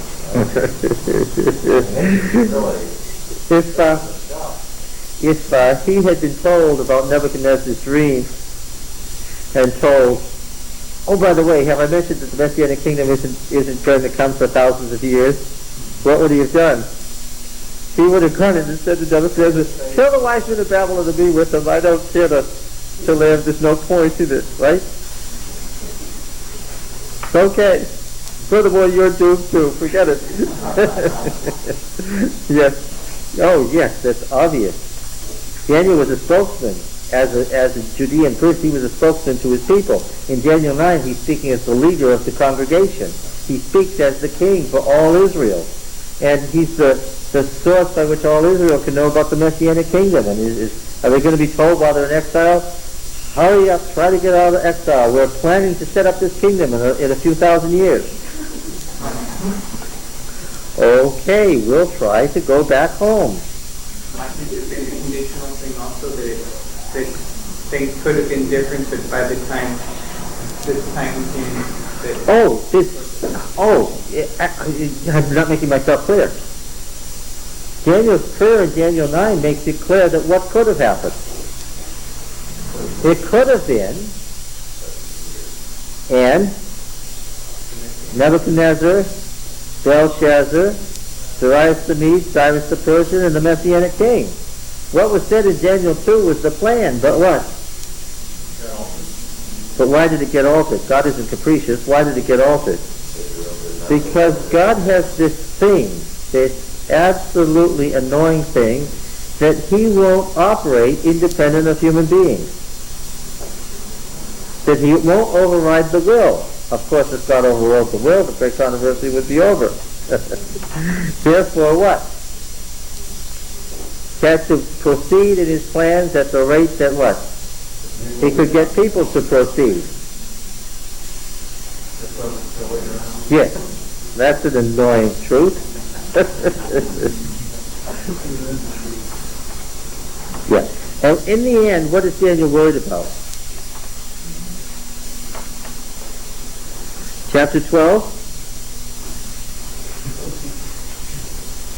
verse 5. I, Daniel, looked, and behold, two others stood, one on this bank of the stream and one on that bank of the stream. And I said to the man clothed in linen who was above the waters of the stream, he's got the whole vision of Daniel 10 and 11, the whole history of the 490 years, the whole history of the war of the two empires, the northern empire and the southern empire. Doesn't Daniel know what the northern and the southern empire is? Of course he does. What's the empire to the south? He grew up in Judah. What was always the empire to the south? Egypt. Is it Egypt in here?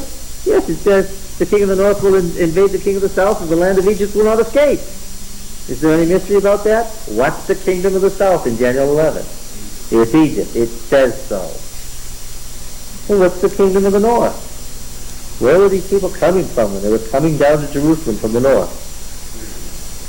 Well, they were coming from around the Fertile Crescent. They were coming from the Tigris-Euphrates Valley. The king of the north was Babylon. The king of the north was Assyria. The king of the north was whoever was coming from the north. Yes. Yeah, whoever came from the north. Yeah. Well, of course, in Jesus' day, it was the Romans. What does Daniel want to know? I said to the man clothed in linen who was above the waters of the stream, how long shall it be to the end of these wonders? How long has he been asking this question? 40 years, 50 years. The man clothed in linen who was above the waters of the stream raised his right hand, his left hand toward heaven, and I heard him swear by him who lives forever that it would be for a time and 2 times and half a time, and that when the shattering of the power of the holy people comes to an end, all these things would be accomplished. I heard, but I did not understand. And I said, oh, my Lord, what will be the issue of these things? He said, go your way, Daniel, for the words are shut up and sealed until the time of the end. So what's his answer? How long? What's his answer?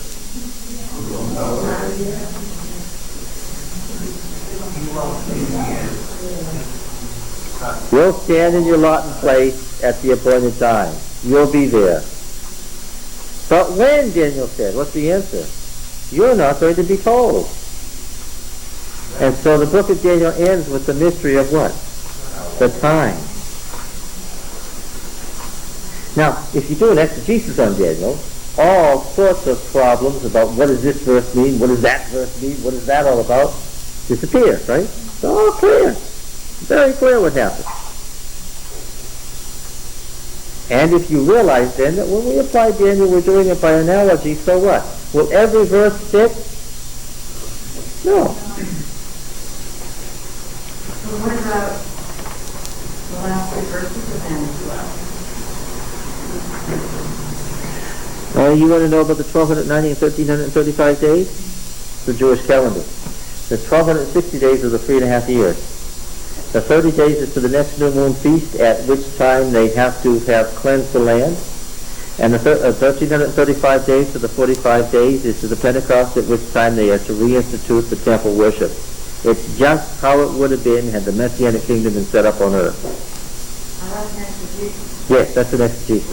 What is the what's beyond that? I mean, how does that apply to us? Oh, and analogically, what is that period of time?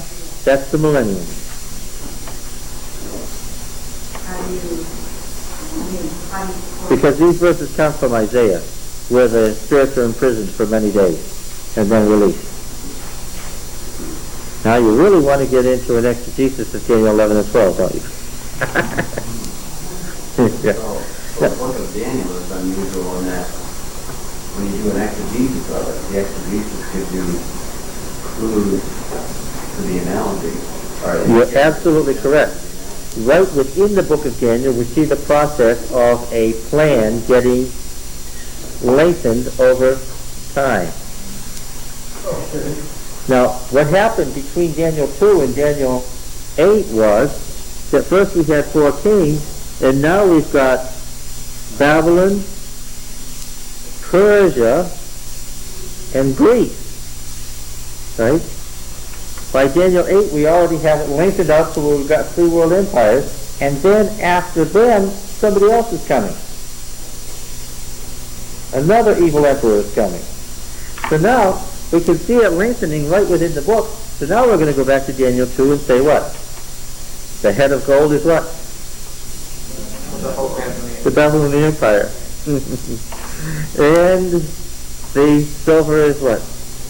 The Medo-Persian Empire. And the brass is Greece, Daniel 8. And there's another one coming. Well, what came after Greece? Rome. And then there's the period of the 10 client states. And then comes the evil empire, evil emperor. What? Well, it works, yes. That's always been the argument of historicists, the ultimate argument. If you can't say anything else to a dispensationalist, you can always say, but it works. Comparing the historicism and the dispensationalist is God changes how he deals with his people in different time sets, where the historical application is it gets delayed It isn't God who changes in historicism. It isn't God that changes in historicism. What is it? It's man's response that fails. In other words, it's a Jew that has fixed themselves up, gotten their act together like God intended during the 70 years, that would have been it. We would have ended there. The big issue that Desmond Ford said was, look, this investigative judgment business, it can't be true because the world could have ended in the first century. All the apostles were looking for the second coming of Christ in the first century. And what would you say to that? Yeah, that's true. What does that have to do with the investigative judgment as the correct biblical doctrine? Nothing. That's true. Of course the world could have ended the first century. Of course Christ could have come then. In other words, at any point in time when God's plan had been fulfilled, the end would have come. Yes. And there were many points at which that could have happened. There was a point in Adventism when that could have happened. Not the least of which was 1844. Yes, and another one in 1888. But Oh, yes. Oh, yes. Let me not just skip over 1844 like, what did you just say? Say it again. crisis points where the world could have ended. Yes. If the conditions had been met. If the religious world, instead of rejecting Millerism as the work of a fool, because as historicism goes, it was absolutely correct. If the whole Christian world had taken up the chorus, because that was the end of the Philadelphia period where there were Christian missions everywhere, saying Christ is about to come, what could have happened? Christ could have come in 1844. Well, except that God knew in advance that it would not happen. Well, we're not asking about what God knows. We're asking about what was possible if human beings had responded differently. Oh yes, God knows His purposes know no haste or delay, like the stars in their appointed courses, and it's good to quote Ellen White. Well, if they responded differently, then He would have known that He was coming in 1844. Is that what it is? Of course, because that would have been it. Yes, so that's an argument in the circle. Yes, a little tip. But that kind of stumps the whole theory of predestination and stuff, too. Right? I mean, Yes. talking about repeating cycles of possibility, then even though God knew in advance that they would not complete, predestination goes out the window. But it's I can be in God's position with Ricky, right? Said, don't touch the candle, it's hot. Now, I knew, you were right there, I knew what he was going to do. What did he do? I just did it, I knew he was going to do it. He put his hand in there and he goes, hot! Well, I could predict the future at that point, and I knew exactly. Was it my choice? Did I make him do it? Even though I knew the future, what was that? That was His will operating, even though I knew what His will was in advance. The fact that God knows that in advance doesn't mean that takes away anything from our will. It's still our will and action and choice. God's knowledge has nothing to do with it because I'm not God. He still knows the point in time when His plan will be complete. Yes. And He has planned for it. Yes. From the viewpoint of God, there's no haste or delay. No. Everything is what it is. Yes. You can always, if the brethren are walking a little bit, you can always, quote Mrs. White.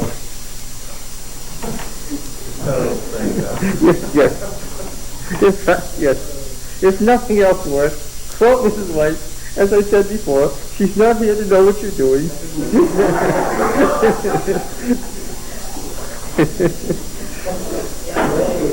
In a way, because the repeated cycles are God's way of emphasizing that He will not override our choice. That's right. He's saying, look, you've had so many chances, so many opportunities, and I haven't overridden. Nor will He forgo His conditions. That's right. And if you don't do an exegesis first and then see the analogies, you might not see that pattern. You say, oh, God said it was all going to happen in this way, and that's the way it's going to be, and you don't see the...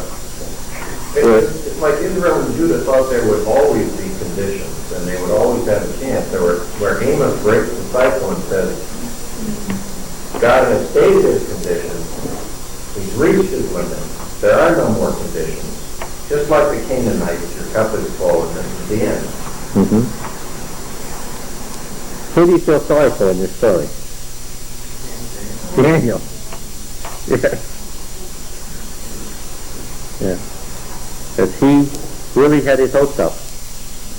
And he worked hard those 70 years for pagan empires. How many of these books would you recommend these chapters that you have in your book?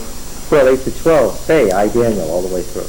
I, Daniel, this, I, Daniel. That's the first You don't person. think the fact this created Well, why did you change language? but Daniel 2 to 7 was written as a unit in Aramaic, and Aramaic was the language of the Jews after they returned to Palestine. It's easy to see Daniel, who grew up speaking Hebrew, as writing in Hebrew. That makes perfect sense why he would do that. And the author was writing an introduction to the whole book when he wrote chapter 1, right? And so he writes that in Hebrew. The 2 to 7, which is his work, or their work, I don't know if this is a single individual or a group of individuals, or an individual writing for a group. Might be more correct to say it was an individual writing for a group, Daniel's disciples. He wrote Daniel 2 to 7, which is this chiasm, all in Aramaic. But naturally he left Daniel's words in Hebrew. The other sacred writings were written in Hebrew. Now, the book of Daniel, of course, was in great disfavor, and we don't see copies of it multiplied till the Maccabean War. Why? The Jews interpreted it to be a promise that the Messianic kingdom, what? Another Jeremiah. Yeah. Would be established and right. It failed. Yes, and so when there was no Jewish kingdom on the horizon, what happened to the prophecies of Daniel? Yeah. But then, when they got into the Maccabean War and they were fighting Antiochus Epiphanes, and they were fighting a Greek king from the north, and it looked like they were going to win, what did they do? They dragged out Daniel and said, well, this must be what he was talking about. And thereafter, the book of Daniel, from the time of the Maccabean Wars forward, was in great favor. But of course, you know what the liberal does every time. The liberal takes the date of last use and says what? It's just so predictable. He says, this is the date of origin. You read Daniel 2 to 7, and there's all these Akkadian words and all these Persian words, and you can tell that this is somebody who knows the language of Babylon and knows the language of Persia. There's all these unusual phrases that appear nowhere else in the Bible, and it doesn't mean a thing. The liberal says some Jew wrote it in the 2nd century in Palestine during the Maccabean War. What a brilliant man. He dug up the Akkadian language that had been dead for centuries and wrote in it. Maybe he was a miraculous writer too. Isn't that precisely what Joseph Smith allegedly did, right? Almost contemporary of our life, using King James language to write. Yes. Well, the problem with, in this case was that Joseph Smith was writing in English with King James English, but the author of Daniel uses Akkadian and Persian in a knowledgeable way that indicates you're in the Persian period and not very far removed from Babylon, because the language of Babylon is still alive in his writings. Okay? It seems to me there's still the issue of who can really apply the historical method in a reliable way. I mean, it's clear that another inspired person could draw analogies, but, if just some average church member says, well, I think this is an analogy, and therefore I'm going to make this prediction. In other words, what makes Pat Robertson any different than John Wood? Well, because he's a dispensationalist, of course, so he's not going to make any analogies. He's going to say it all. I've chosen another professor, but I didn't want to slur anyone. At least not on tape. What about William Miller? Would we consider him a prophet? No. So, but yet we say his historical interpretation is valid. Well, why we say it was valid has to do with how we would interpret Revelation, how we would use Revelation's interpretation of Daniel. And I think we can show that he wasn't far removed from what you can derive from the Bible directly. But that's another long story. Yes? Getting back to Daniel 9, I do have a couple of questions. Like the description of the two people or the person he was talking to, you say that it is the high priestly vote. Well, I said that about chapter 10. I didn't say that about 9. Oh, 10. Either one. I don't care. Well, they're different, 9 and 10. I No, care. what I'm saying is that, okay, if we have this person dressed as a high priest in Daniel's time, and then we come and say that Christ didn't enter his high priestly ministry until after he ascended. Like Paul said, he entered with his blood. How do you make the two fit? You don't think there was a heavenly high priest before the incarnation? What I'm saying is, if Christ is the heavenly priest, and the only heavenly priest, and he entered in after, with his blood, after his sacrifice, then who was the high priest that came down, and who was Michael that stayed behind fighting the urging prince while this high priest came to talk with Daniel? No. The vision of the high priest is what he sees, and then the angel comes to talk to Daniel. It's not the high priest speaking here. It's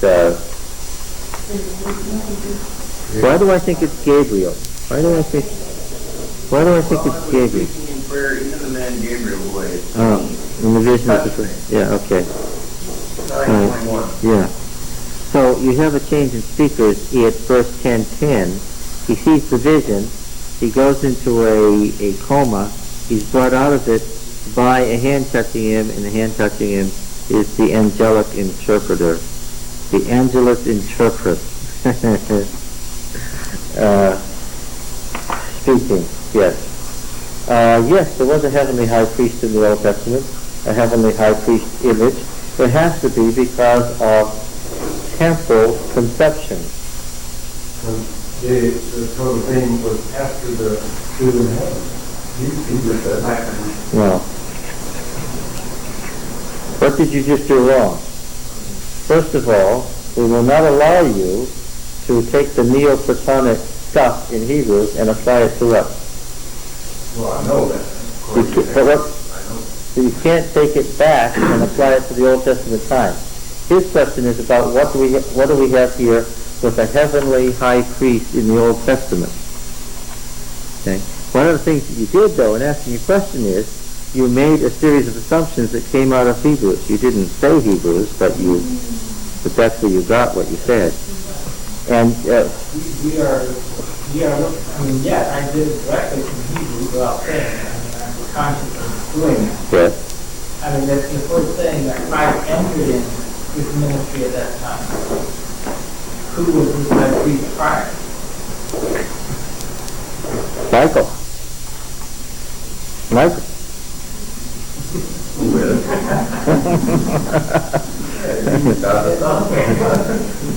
Yeah, we would say the second person of the Godhead. Yes.